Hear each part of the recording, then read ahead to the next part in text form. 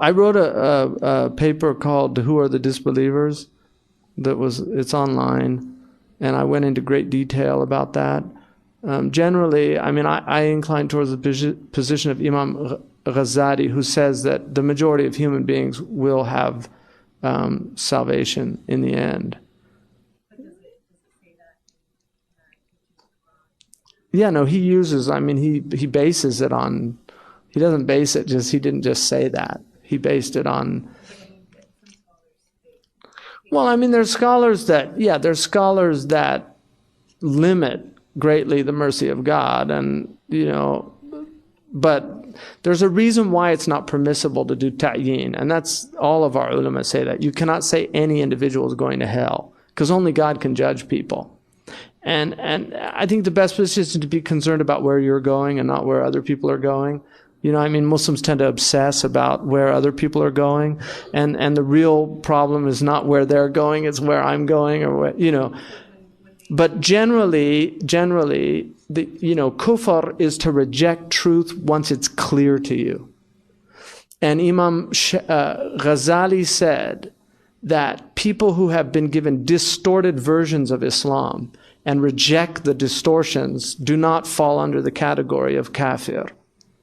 Because they're not rejecting Islam. They're rejecting a distorted version of an Islam that says you have to blow yourself up to get close to God or something like that. I mean, if I was I thank God that I became Muslim, 32 years ago, because I don't know how I would feel about Islam if I was living in this type of environment and being bombarded on a daily basis with all this negativity and then seeing insane Muslims. Because you have to wonder, what's going on with those people?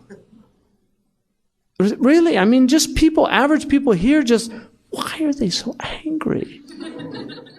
Well, you drop bombs on people, they tend to get angry. That's true. But on the other hand, if it's really a spiritual teaching, then why are the bombs being dropped on you? I mean, that's also a question. Because I can say to people here, you shouldn't drop bombs on people. But the people that are getting bombs dropped on them have to ask themselves, why is this happening?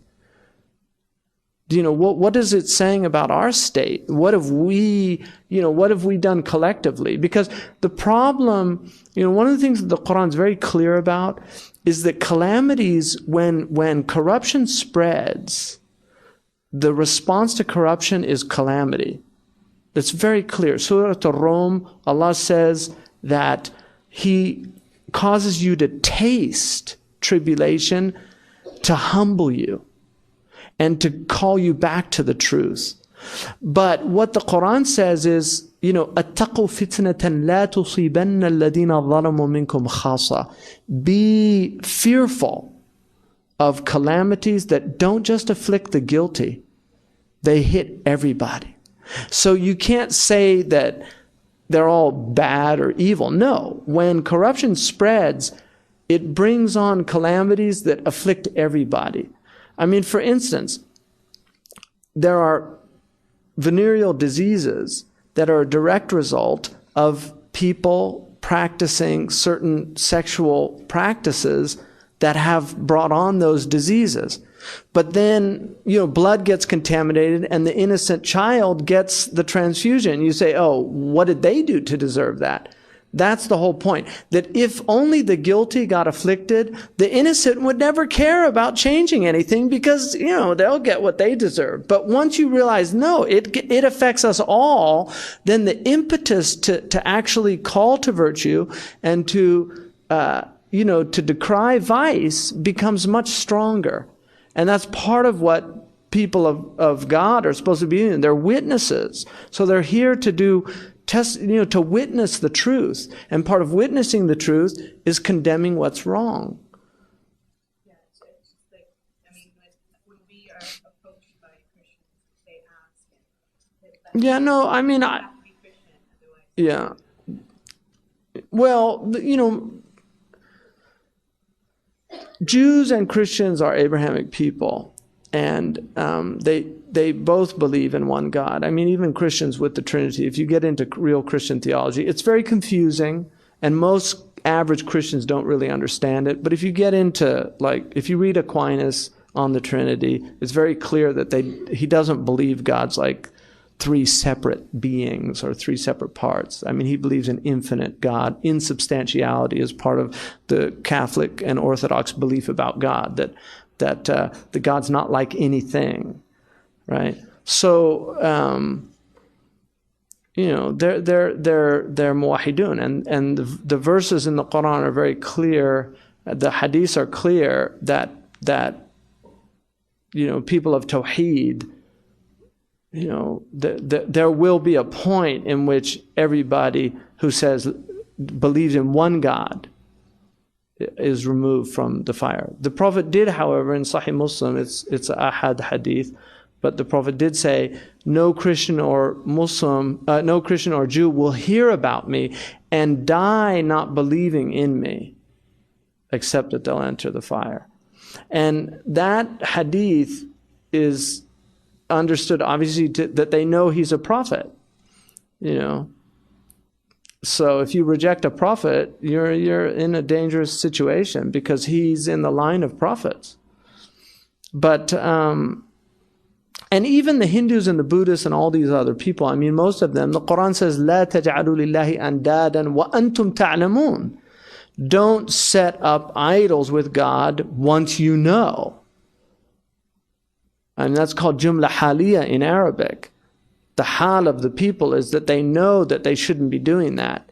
And that's why even the people of shirk are not condemned to hellfire if they weren't given a message or made to understand that what they were doing was wrong. That's why the Ahl al-Sunnah believe that the Ahl al-Fatra are saved. That's the dominant opinion. There's a khilaf opinion, but I just feel like, why do people want to, if there's a debate and the ulama are saying that these people are saved.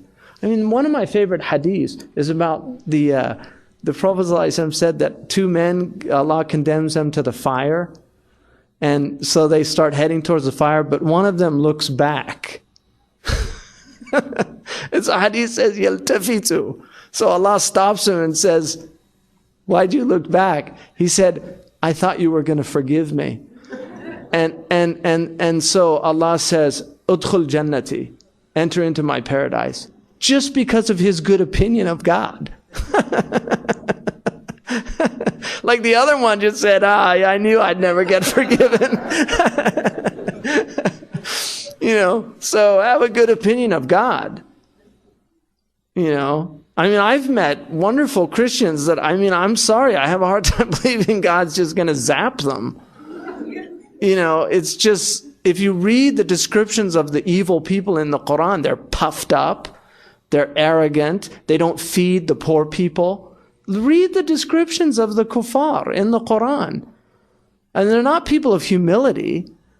They're people that reject the truth even though they know it's the truth. They're people that won't listen. They plug their ears. So, I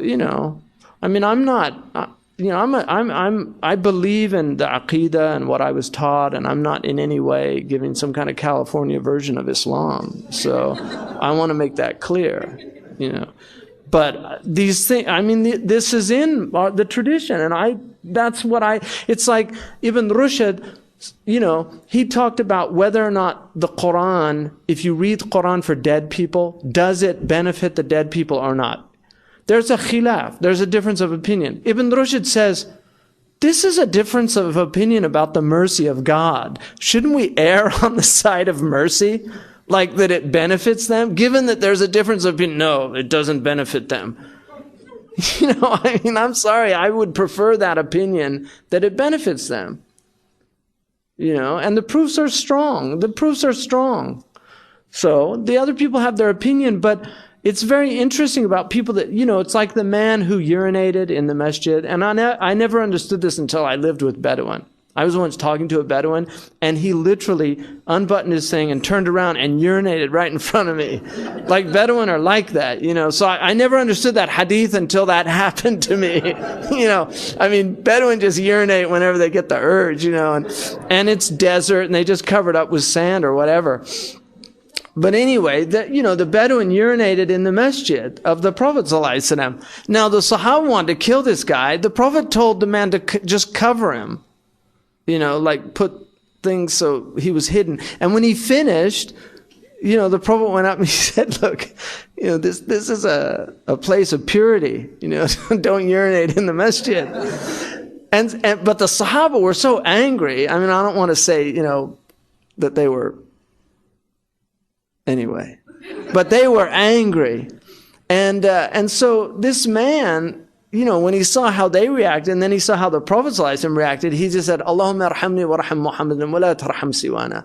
Oh Allah, forgive me and forgive Muhammad and don't forgive anybody else. And the Prophet ﷺ said, Hajjart al-wasi', you've narrowed the vast.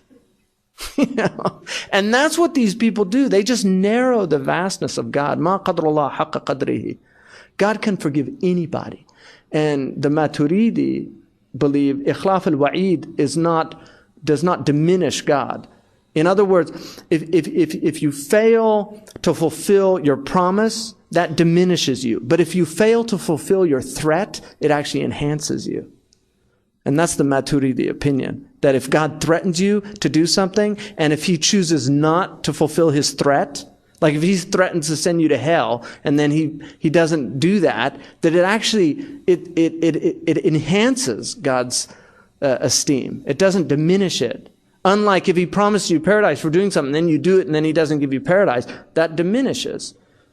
It's just like I say, well, if you come, I'm gonna really, you'll see, I'm gonna take my vengeance on you. And then you come and I say, I thought about it, I forgive you. People say, mashallah, that's a high thing. It's not a low thing.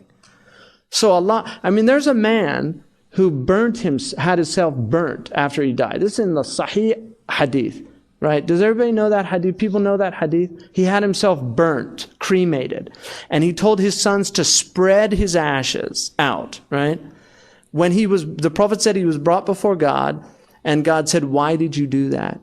And he said, because I didn't want you to resurrect me, because I was so afraid of being judged by you.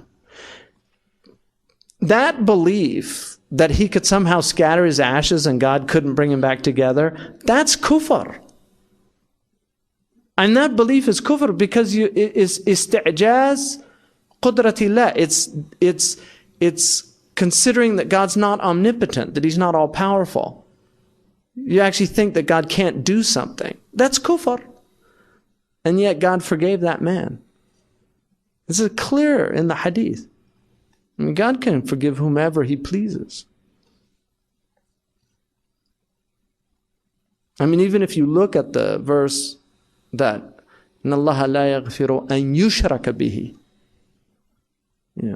If you just look at the way the verse was revealed, it doesn't say he won't forgive the mushrik. It says أَن يُشْرَكَ بِهِ. He doesn't forgive the act of shirk. Somebody can pardon a murderer, but he doesn't forgive the murder.